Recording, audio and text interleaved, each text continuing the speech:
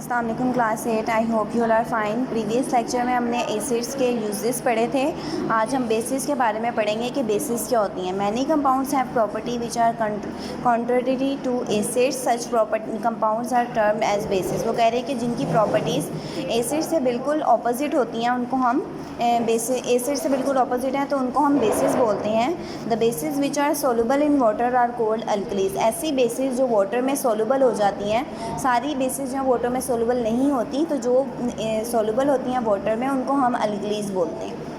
The word alkali has been taken from Arabic word kali which means from ashes। वो कह रहे हैं इसका वर्ड अरबिक वर्ड है जिसका मतलब है ashes। ashes वो होते हैं जो राख जो बच जाती है, जैसे आप कोयला बर्न करते हैं तो उसके बाद जो ब्लैक कलर का मैस बाकी बच जाता है उसको हम ऐश बोलते हैं।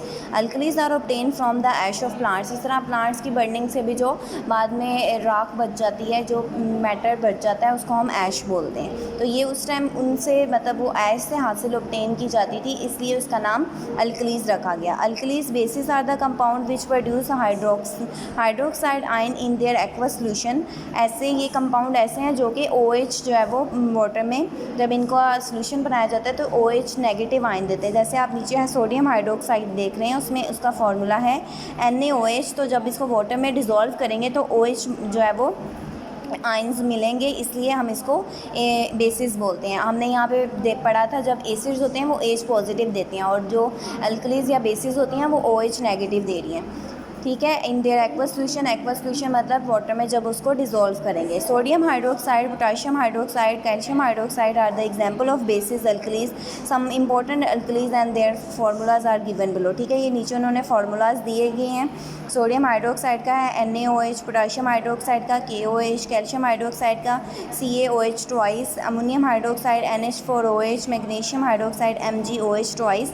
ठीक है, तो ये इनके सबके फार्मूलाज हैं। आपने जिनके ये फार्मूलाज ये वाले आपने याद कर लेने हैं क्योंकि ये आगे आपकी इक्वेशंस में मोस्टली यूज़ होते हैं। Commonly used alkalis as laboratory reagent as show below in reagent bottle. ठीक है, ये NaOH, KOH, CaOH twice, NH4OH ये हम लोग रिएजेंट के तौर पे इस्तेमाल करते हैं। रिएजेंट ऐसे केमिकल्स होते हैं जो हम किसी केमिकल एनालिसिस के लिए किसी जब जैसे टाइट्रेशन में रिएजेंट जो है वो बेस रिएजेंट यूज़ किए जाते हैं। ठीक है, तो ये किसी भी केमिकल एनालिसिस में जो सब्सटेंसेस यूज़ किए जाते हैं उनको हम रिएजेंट्स बोलते हैं।